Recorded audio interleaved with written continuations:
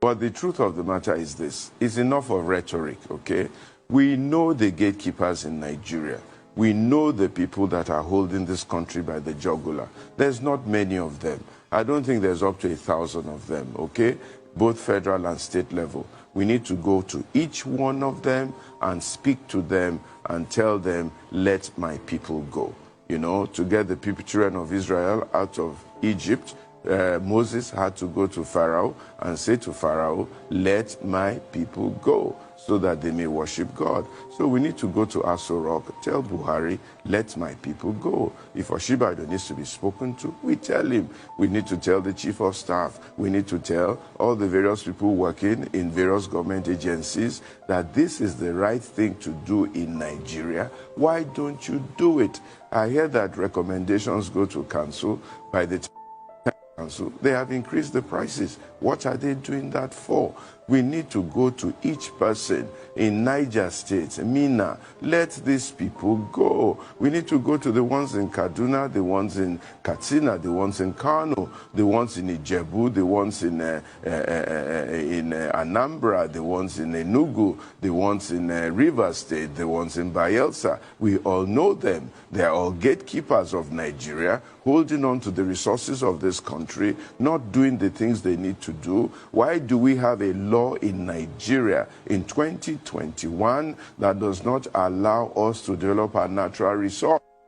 They say the thing belongs to the federal government, and the federal government capacity to develop it. Why are we wasting each other's time? There's bitumen in the ground, there's gold in the ground, there's all sorts of resources available, but the federal government won't develop it, and they won't change the law. We need to tell them that it is enough. We have more than enough to make Nigeria great. We don't need to import food. Why are we importing food? Why are we making a game of anchor borrower schemes and all kinds of things? People are just making money left, right, and center, even with vaccination. What kind of nonsense is all this? We need to tell them. We know each one of them, and we need to go and tell them and stop just talking generally in the air. If we keep talking generally in the air, nobody will take responsibility. We need to take up Bola Tinubu. You want to be president of Nigeria. Why do you want to be president? What do you want to achieve? What is your plan for Nigeria? And even with the Lagos state that you have. I went to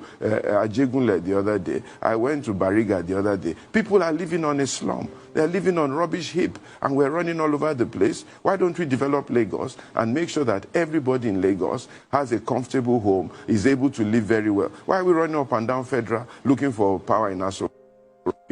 Resource in Lagos to develop Lagos? Why are we looking for this? I told my Igbo brothers, why are you bothering with Nigeria? You have more than enough money among yourselves. You are rich people. Why don't you take your money back to Anambra and all those places and develop Imo and build up Imo and make sure Imo becomes the Dubai of Nigeria? Why are you wasting your time? Why don't you go into the ground and dig up your gold? Why are you waiting law to hold you this and that? The people must move. We must talk to each one of these gatekeepers. Enough is enough. Why are you holding the people of God down? What is the problem? How much money do you want? How long is a man going to live? I'm 60 now. How much life does one have left? How much energy do you have? How many clothes are you going to wear?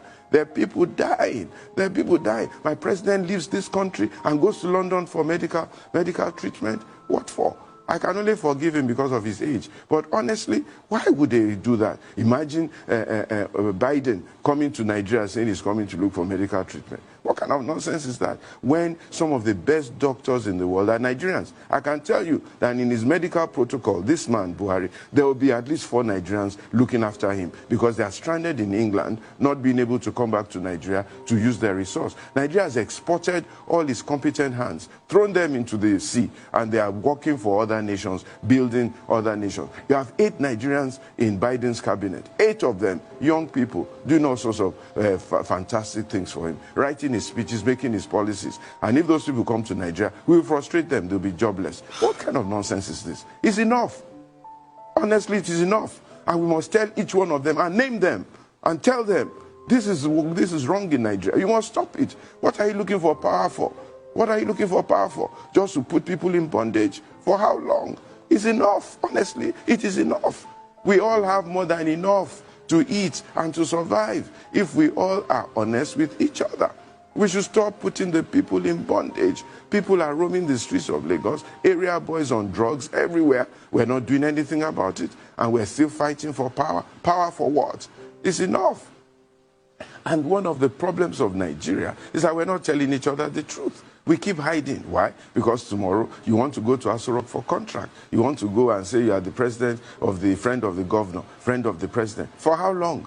For how long are we going to continue like that? So we should call each one of these people. What is your plan for Nigeria? What are you doing with the blessing that God has given you? What are the rules and the laws that you are making? Are you being honest and truthful about this thing? You, this man, you say you built a road for 1 billion. Look, tell the truth. Is this road worth 1 billion? Is it worth 1 billion? We have to go to each one of these people one by one and talk to them. Enough is enough.